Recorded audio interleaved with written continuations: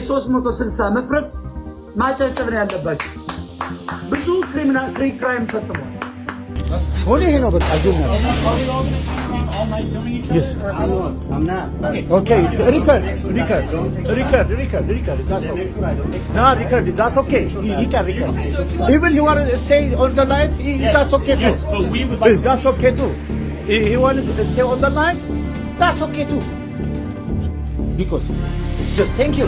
This is the law of America. Thank you. Yeah, bless America. You know, this is the secret. Yeah. Thanks, America. You know, this is the law. I would like people to separate. Yeah, thank you. Yes, we are separate, you know, just like that. Thank you. But thank you, like this. ተመስገን ይላችሁ። ነገ በህግ ደግሞ እናንተ ስትመጡ በሙሉ ነው የምናስረክባችሁ።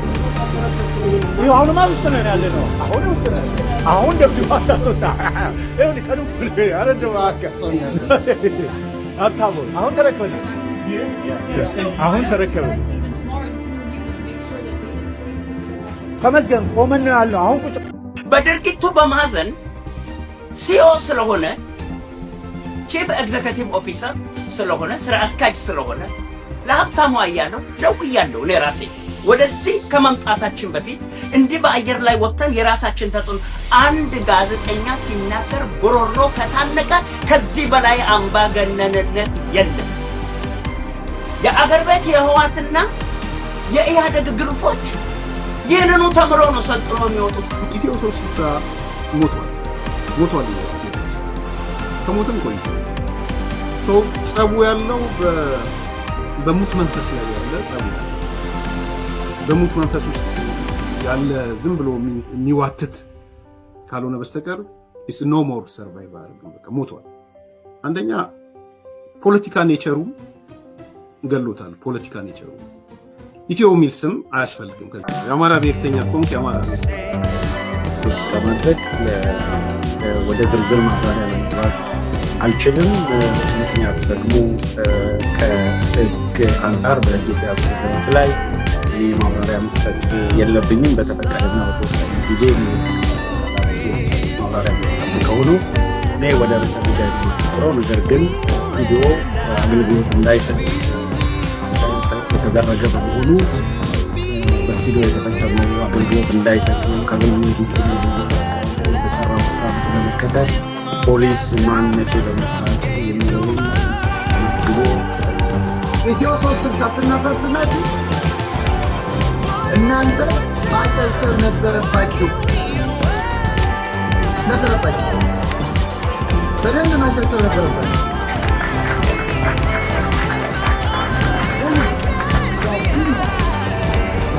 ኢትዮ 360ዎች ደግሞ ዩቲዩባቸው ተዘጋ። በዩቲዩባቸው ያገኙ ነበር። ምን ያገኙ ነበር? ሱፐር ቻት፣ ሱፐር ስቲከር ያገኙ ነበር። 20,000 30,000 ሰው ነበር የሚያያቸው። ዩቲዩብ ሲዘጋባቸው ገንዘብ ጠፋ። ሀብታሙ አያሌው $7,200 በወር ያገኛል። ሌሎቹ $5,000 ያገኛሉ። ከፌስቡክ በተለቀመ ወሬ ከዶክተር በላይ ይቀበላል። ስለዚህ ሲያዩት ኢትዮ 360ዎች ገንዘብ ያለው ማጋ ነው፣ እስክንድር ጋር ነው። ስለዚህ እስክንድር ቀጠራቸው ማለት ነው። ለገንዘቡ ቀጠራቸው።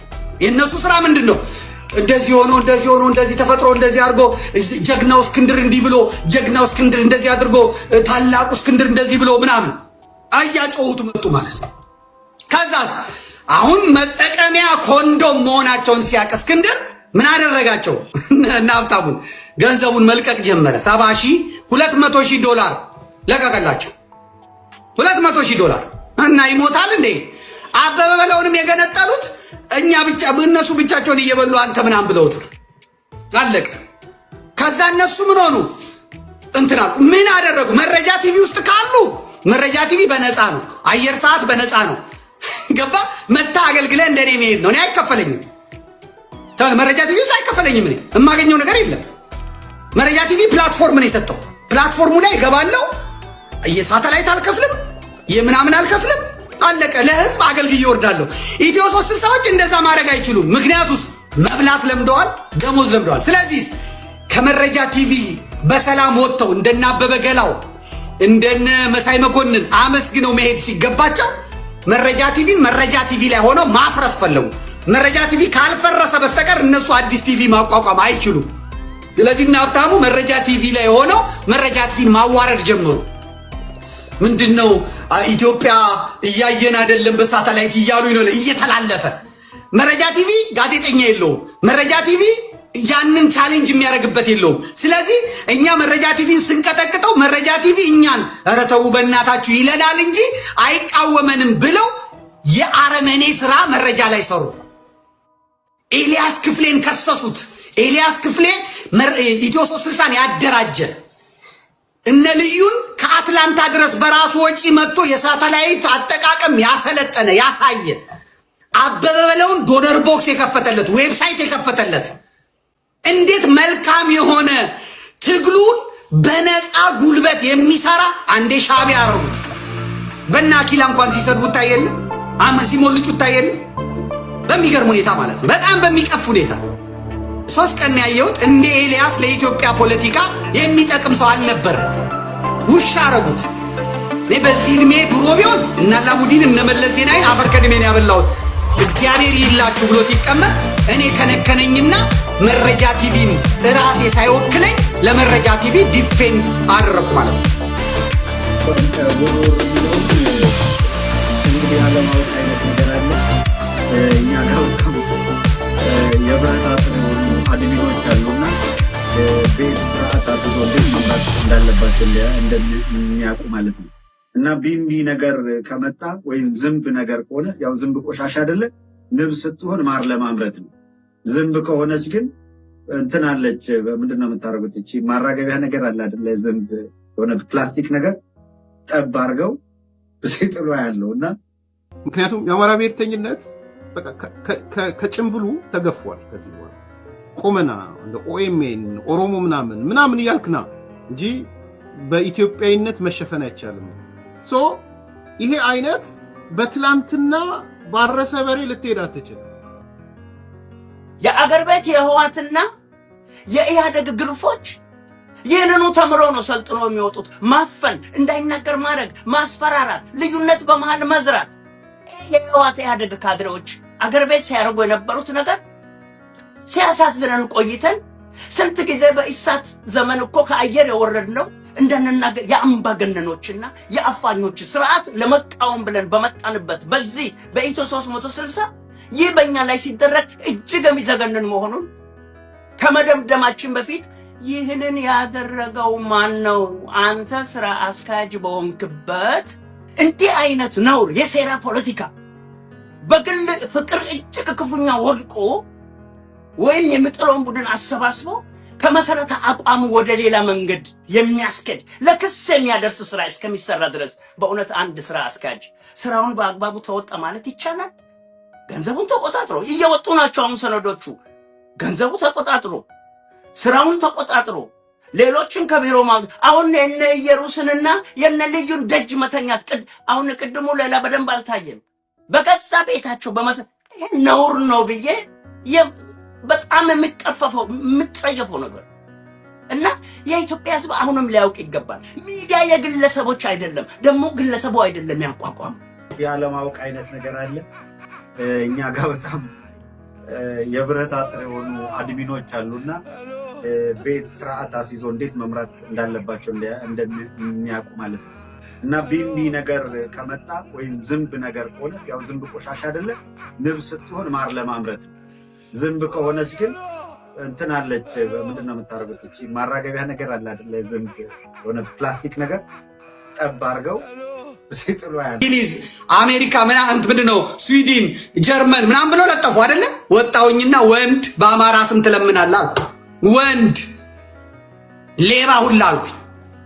እንግሊዞችን አብረን እንዙር ሲሏቸው የእንግሊዝ ፋኖ በጣም ብልጦች ናቸው። በመጀመሪያውም ይጸጽታቸዋል። እግርህን ብላ አሉት፣ ጥፋ ከዚህ አሉት የእንግሊዝ ፋኖች። ጀርመን የሚቀበለው ጠፋ፣ ሀብታሙንና ሽመልስን። ፈረንሳዮች ጥፋልን ከዚህ አሉት፣ እንዳትመጣብን። ማን ተቀበላቸው? ስዊድንማ ጌራ የሚባል ግንቦት 7 የሆነ እስክንድርን እየደገፈ እዚህ ደግሞ እነ ጋሻ አሰግድን እደግፋለሁ የሚል ጸረ አማራ የሸዋ ሰው ነኝ የሚል ተቀበላቸው። 20 ሰው ነው 30 ሰው ቁጭ ባለበት ለፍልፈው አንድም ቦታ ሲያጡ ተነስተው አሜሪካ ሄዱ። አውሮፓን ዘጋውት ማለት ነው። እነሱ በሳተላይት ስም አየ ቻፕተር አቋቁመው ሊግጡ ነበር። ከዛስ ካናዳ አሉ። ካናዳ ግንቦት 7 ነው ያዘጋጀላቸው። ወፍ የለም አዳራሽ ውስጥ ማን ይግባ እናንተ ጋር። ከዛስ ላስ ቬጋስ አሉ። ላስ ቬጋስ እናቴ የቀውስ ሀገር ስንት ያለበት ሀገር ግን በጣም የሚገርሙ ክርስቲያኖች ያሉበት በጣም የሚገርም ህይወት ያየሁት ላስ ቬጋስ ነው። በሲኦል መካከል ገነትን ያየሁት ላስ ቬጋስ ነው። ዞር በላሉት አትላንታ ዞር በላሉት። ስለዚህ አሁን የኢትዮ 360 በሀብታሙ ምክንያት በነብሩክ ምክንያት መጠላቱን ማናወቀ? እስክንድር አወቀ። በዚያ በኩል የሚታለበው አማራ ገንዘቡን አንቆ ያዘ። የኢትዮ 360 ተመልካቾች ከ30 ሺህ 20 ሺህ 3 እና 4 ሆኑ። ተቋም የሚሄድበትን መንገድ ተከትሎ በህግ ሄድ ያለበትን ርቀት ይሄዳል የሚል ውሳኔ ስላለ በእኔ በኩል ወደዛ ዝርዝር ጉዳይ አልገባም። ነገር ግን ምናልባት ከድምፅ እንዳልኳችሁ ከምስል ጥራት ከድምፅ ጥራት ጋር ችግሮች ካሉ የገባ ነው ይህንን ፕሮግራም ለማቅረብ እንደምንም ሊትራሊ ከፊት ለፊቴ የቆመው ስልክ በጣም ፕሮፌሽናል ወይ ልክ ስቱዲዮ ውስጥ የሚሰራ ሰዎች የነበር ነው። እንደምታውቁት ስቱዲዮ ስራውን እንዳይሰራ መደረጉ ምክንያት ደግሞ የኢትዮ 360 ፕሮግራም በጊዜው በስልክ የተላለፈ ነው። ግን ያለ ጥርጥር እነዚህ ሁኔታዎች እንሻገራለን።